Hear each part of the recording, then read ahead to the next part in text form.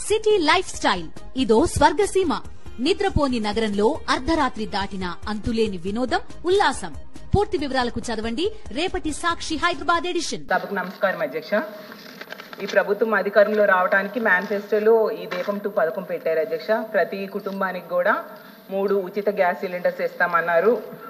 అందులో ఎటువంటి షరతులు పెట్టలేదు అధ్యక్ష.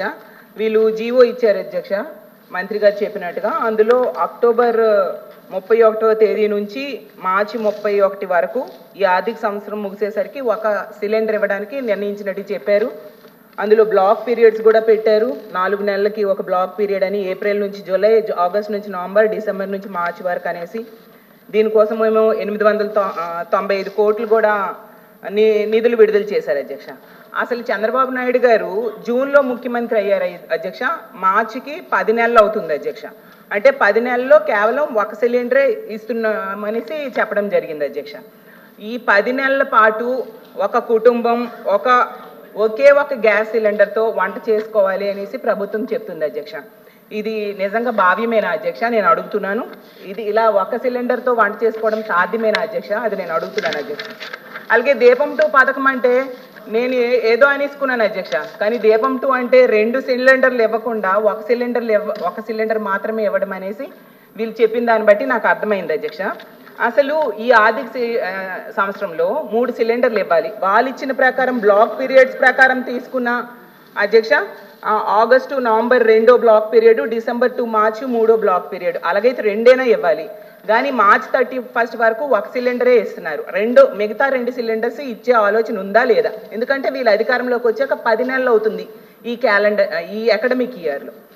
ఇంకో విషయం ఏంటంటే, జూన్ నుంచి అసలు ఈ 10 నెలలు అవుతున్న ఒకే ఒక సిలిండర్ కోసం వీళ్ళు నిధులు విడుదల చేయడము, జీవో విడుదల చేయడం సమంజసమైన అడుగుతున్నాను. ఎంతమందికి, మాది రెండో క్వశ్చన్ ఒకటి ఉంది అధ్యక్ష, ఎంతమందికి లబ్ధిదారులు ఉన్నారు అని అడిగాం అధ్యక్ష. దానికి మంత్రి గారు అయితే సమాధానం చెప్పలేదు అధ్యక్ష.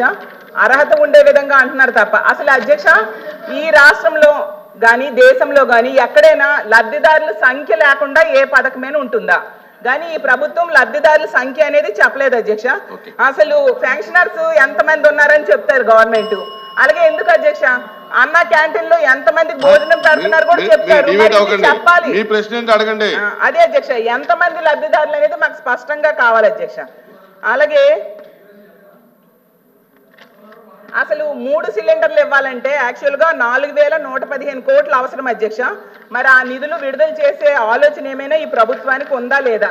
ఇంకోటి డబ్బులు అధ్యక్ష గ్యాస్ కంపెనీలకి రిలీజ్ చేస్తామని చెప్తున్నారు అధ్యక్ష. ఉచితం అంటే లబ్ధిదారుడికి ఉచితంగా సిలిండర్ ఇవ్వాలి, లబ్ధిదారుడు అకౌంట్ లోకి డబ్బులేనే ఇవ్వాలి. అది మానేసి గ్యాస్ సిలిండర్స్ కి ఇవ్వడం ఏంటో నాకు అర్థం కావట్లేదు అధ్యక్ష.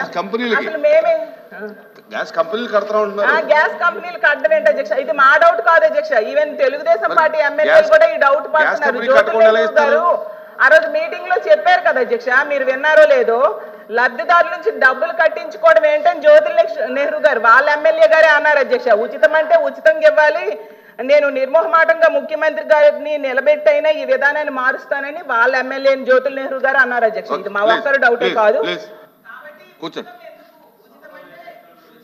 ఇవ్వాలి లేదా లబ్ధిదారుల అకౌంట్ లో డబ్బులు ఇవ్వాలి. ఇవ్వలేదు అంటే ఈ లబ్ధిదారుల సంఖ్య అంటే 1,55,00,000 మంది ఉన్నారు, వాళ్ళని తగ్గించడానికి అనేసా వాళ్ళ ఉద్దేశము?